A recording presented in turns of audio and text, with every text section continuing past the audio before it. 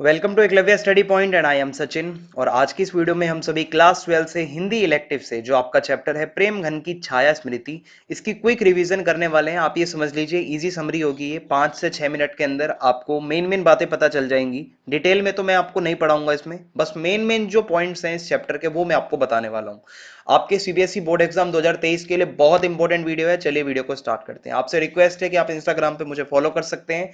अगर आपकी कोई भी क्वेरी है तो आप आके मुझसे पूछ सकते हैं। और अगर आप हमारे टेलीग्राम चैनल से ज्वाइन होना चाहते हैं तो class 12 ESP new group search मारकर आप हमारे टेलीग्राम चैनल को भी ज्वाइन कर सकते हैं।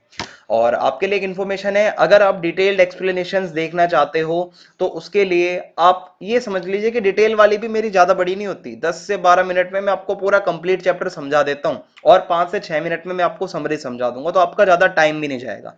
इसके लिंक आपको इसी वीडियो के डिस्क्रिप्शन में प्रोवाइड करवा दिए जाएंगे, आपको बस जाके देखनी है वीडियोस। आगे बढ़ते हैं। आपको बताना चाहूंगा प्रेम घन की छाया स्मृति, ये एक संस्मरणात्मक निबंध है, यानी कि किसी के याद में लिखा गया निबंध।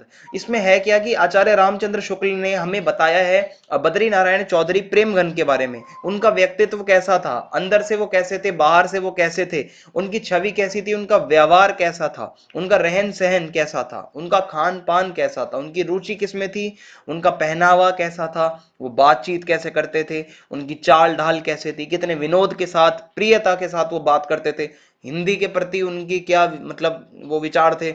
ये सारी बातें हमें इस प्रेमगन की छाया स्मृति यानी कि याद में लिखा गया एक निबंध है ये।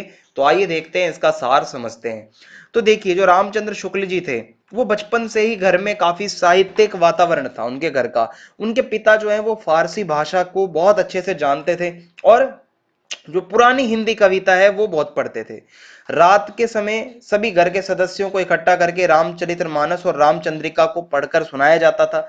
और शुक्ल जी को जो है वो भारतेंदु हरिश्चंद्र के नाटक बहुत प्यारे लगते थे, और बचपने के कारण शुक्ल जी जो है वो सत्यवादी हरिश्चंद्र नाटक के नायक राजा हरिश्चंद्र तथा मतलब वो जो राजा हरिश्चंद्र है आपने सुना होगा सत्यवादी, और एक है भारतेंदु हरिश्चंद्र, वो दोनों में डिफरेंस ही नहीं समझ पाते थे, इतने इनोसेंट थे। तो चौधरी प्रेमघन के पहले दर्शन कैसे थे, यहां से बहुत बारी क्वेश्चन बनता है।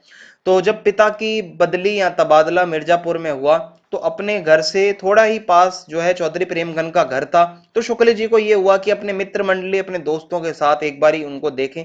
तो जब उन्होंने देखा तो वो लता प्रधान यानी कि बड़े बड़े लंबे बाल मूर्ति की तरह खड़े थे, कंधों पर उनके बाल बिखरे हुए थे, एक हाथ उनका बरामदे के खंबे पर था। तो इस तरीके से पहली झलक उनकी थी जो उन्होंने देखा। शुक्ल जी साहित्य के प्रति इतने कैसे इंटरेस्ट लेने लगे भाई?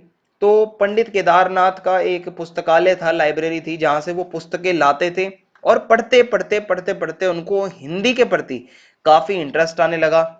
और इसके अलावा आधुनिक साहित्य के प्रति उनकी मतलब बहुत ज्यादा रुचि थी, और उनकी मित्रता केदारनाथ जी से भी हो गई।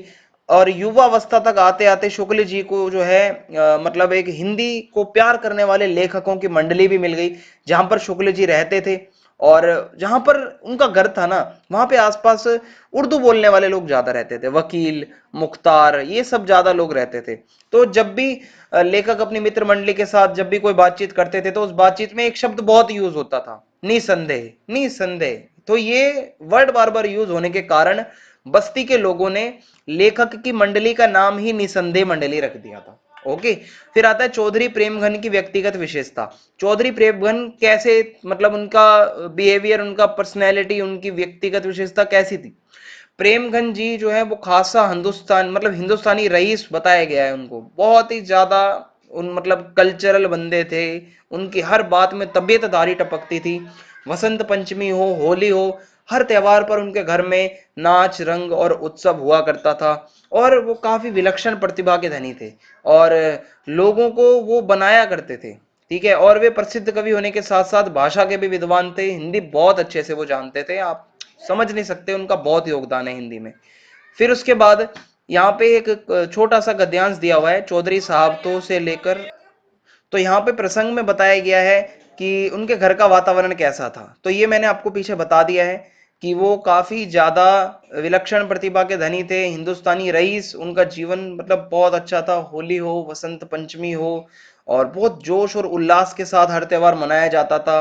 भारतीय संस्कृति देखने को मिलती है हमें उनके घर के अंदर।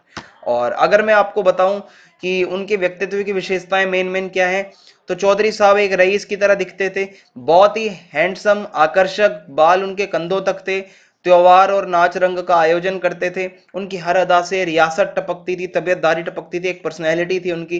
छोटे से छोटे काम के लिए भी वो उनका जो है नौकर काम करता था। नौकरों के साथ बात करने का तरीका उनका बहुत अच्छा था, नागरी को वो भाषा मानते थे और उसी में वो लिखते थे। सो बस 5 मिनट में मैंने आपको कोई रिवीजन करवा दी। अगर आपको मजा आया हो तो कमेंट करके आप जरूर बताना। चैनल को सब्सक्राइब कर दें, वीडियो को ज्यादा से ज्यादा लाइक करें और वीडियो को शेयर करें। जय हिंद, जय भारत।